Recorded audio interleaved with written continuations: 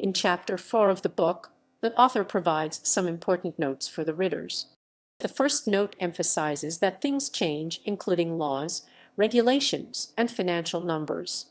While the author has provided accurate information at the time of writing, it is important for readers to verify the current rules and numbers for their own situations.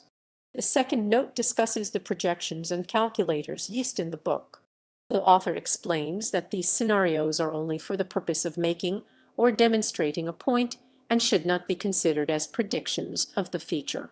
The author provides the rules and settings used for the calculators and encourages readers to run their own scenarios with their own specifications. The author also mentions that most scenarios in the book are based on a 40-year period from January 1975 to January 2015, which had an average market return of 11. However, the author clarifies that this should not be considered as an expected return going forward. The author acknowledges that the market returns can vary dramatically in any given year and that it is impossible to predict the future precisely. Therefore, the author suggests using the provided scenarios as a way to explore possibilities and encourages readers to use their own reasonable percentages or time periods for analysis. In this chapter, the author discusses the dangers and consequences of debt. The chapter begins with the author's personal experience of getting his first credit card and realizing the potential harm of debt. The author emphasizes that debt is a tool used by marketers to sell products and services at higher prices. The chapter highlights the staggering amount of debt carried by Americans and the normalization of debt in society. The author argues that debt diminishes one's lifestyle, limits financial choices, increases stress levels, and creates negative emotions.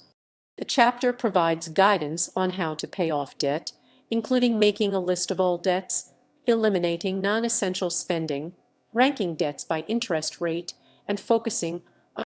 The author advises against paying for debt consolidation services and suggests focusing on getting rid of debt rather than seeking psychological boosts.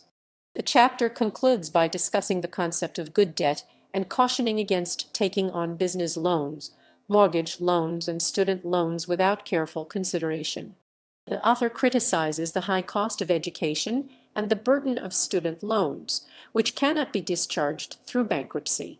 The chapter emphasizes the importance of eliminating debt to achieve financial independence and build wealth. In this captivating chapter, the author shares a personal story about the importance of having what he calls FU money. It all started shortly after 9/11 when the author's company unexpectedly let him go, despite previously celebrating his success. Suddenly, he found himself unemployed and unsure of what the future held. One day, while watching a news broadcast with his young daughter, they saw people standing in a bread line, suffering from job loss in the struggling economy. Concerned, his daughter asked if they were poor. The author reassured her that they were not, explaining that they had money working for them instead. But deep down, the author knew that having FU money was the reason they were not in the same dire situation as those on the news. He had been working towards financial independence long before he even knew the term. He understood that money could buy many things, but the most valuable was freedom, the freedom to do what you want and work for those you respect. The author emphasizes that those who live paycheck to paycheck are essentially slaves, and those burdened with debt have even stronger shackles.